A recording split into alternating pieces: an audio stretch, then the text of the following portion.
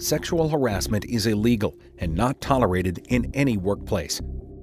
It's estimated that 80% of nurses and 30% of doctors have experienced sexual harassment by a patient or a coworker. Sexual harassment can have a serious impact on an organization's morale and patient care standards. And managers named in sexual harassment complaints could lose their jobs, their reputations, and even their careers.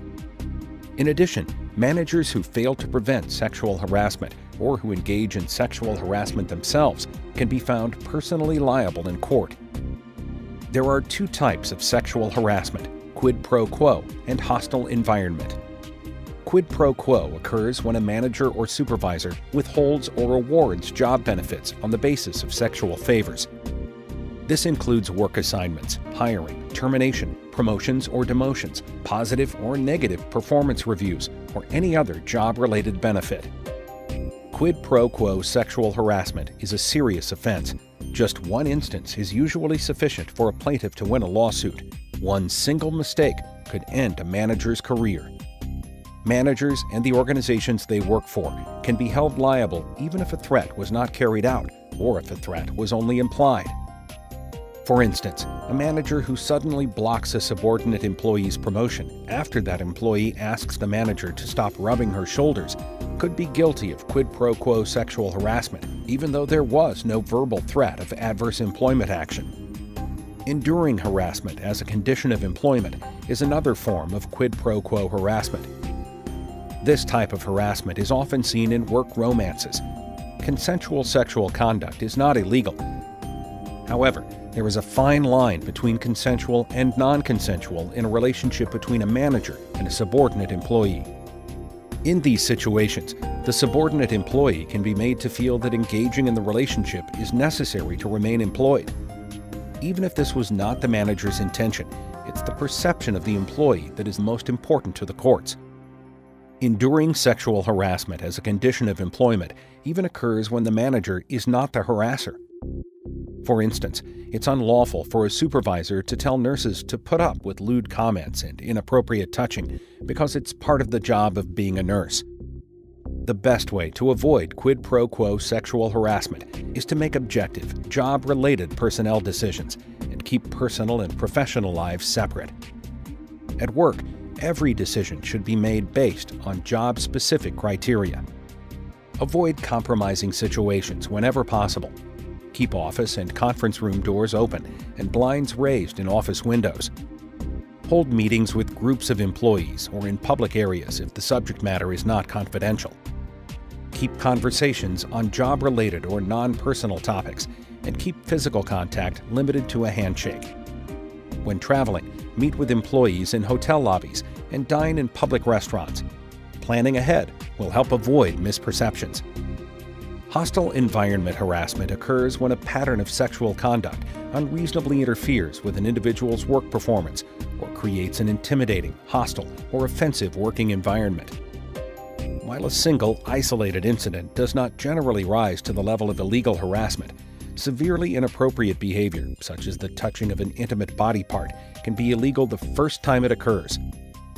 Sexual harassment does not need to be sexual in nature. A pattern of harassing conduct based on gender can also be illegal. Hostile environment sexual harassment can occur between employees of the same sex, between employees of different sexes, and between employees of any rank or position in an organization. Inappropriate conduct can create a hostile work environment, even if it's not directly targeted at the individual making the harassment complaint. Sexual harassment doesn't just happen between coworkers. Harassment also occurs between employees and individuals not directly employed by their organization.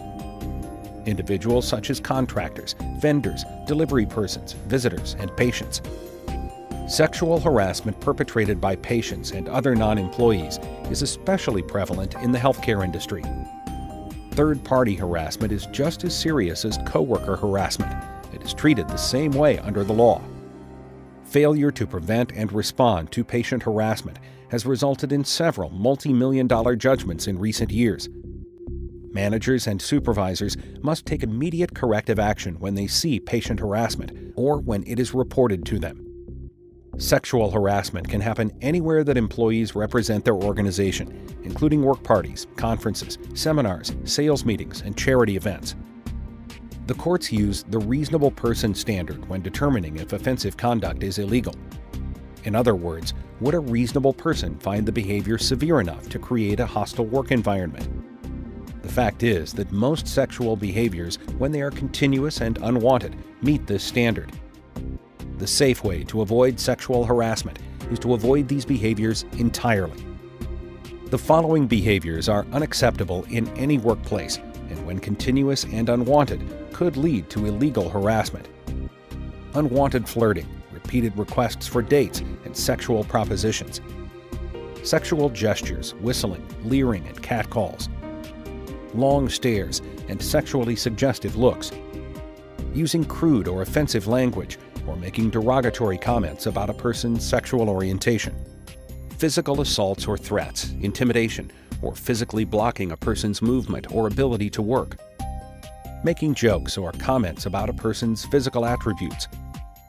Gossiping or spreading rumors about sexual topics, or engaging in sexual conversations that are overheard by others.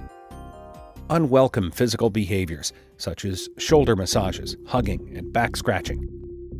The use of demeaning or offensive names, such as honey, sweetie, hottie, baby, girl, boy, or hunk. Viewing or posting sexual pictures, magazines, posters, videos, or images. Sending sexually explicit texts, emails, or instant messages. Viewing sexually based websites and the use of social networking sites for sexually based messages, pictures, or videos. Making inappropriate remarks or jokes about pregnancy, childbirth, or medical conditions related to pregnancy or childbirth. Offensive gender-based comments or behaviors that demean people simply because of their gender, such as men should be doctors, women should be nurses. Preventing harassment starts with managers and supervisors setting the example. A manager's actions are the single most important factor in preventing harassment. Always take sexual harassment seriously. Managers should never tell or laugh at inappropriate jokes or comments, even when they think their employees will not be offended. Follow the organization's policies and procedures and ensure that employees follow them as well. When managers don't follow harassment policy, neither will many of their employees. Be cautious when using social media. Comments, pictures, or videos placed on a manager's personal social media pages can contribute to a hostile work environment, especially if other employees are part of the manager's social network. Periodically inspect the workplace for objectionable items, artwork, and behaviors. A manager's presence in work areas can greatly reduce inappropriate conduct and catch minor problems before they rise to the level of illegal harassment. Often, a discreet reminder by a manager is all that is needed to stop inappropriate conduct. Remind employees that for less serious conduct, it is helpful but not required to tell coworkers that their behavior is offensive and unwanted.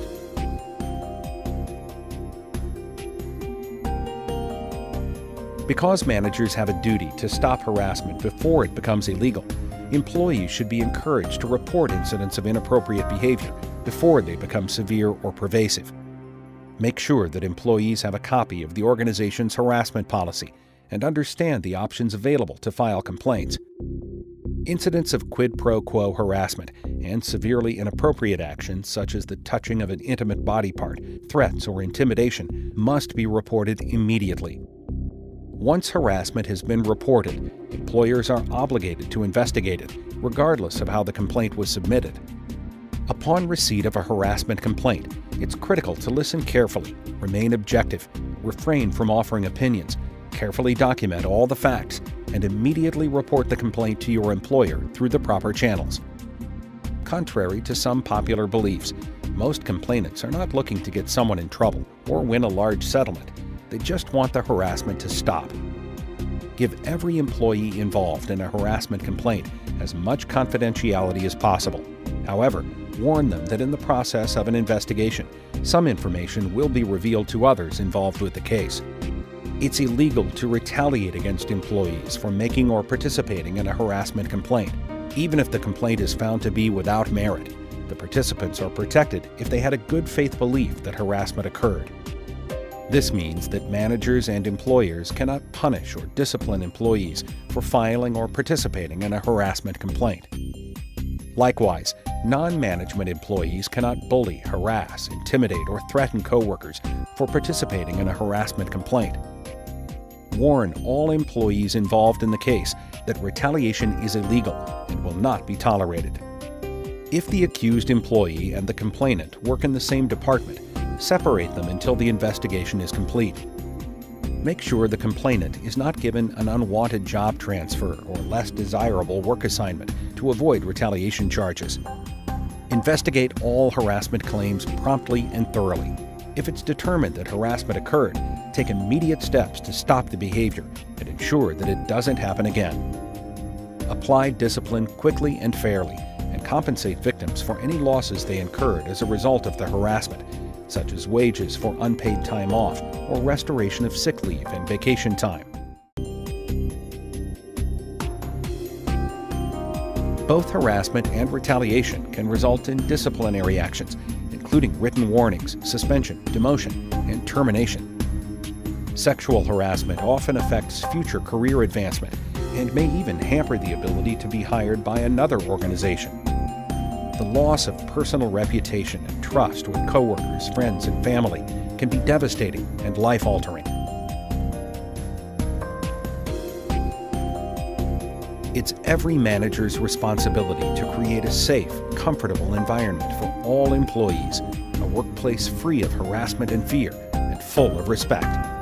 Managers who take this duty seriously not only will avoid legal trouble, but will create a healthy, productive work environment with high employee morale as well.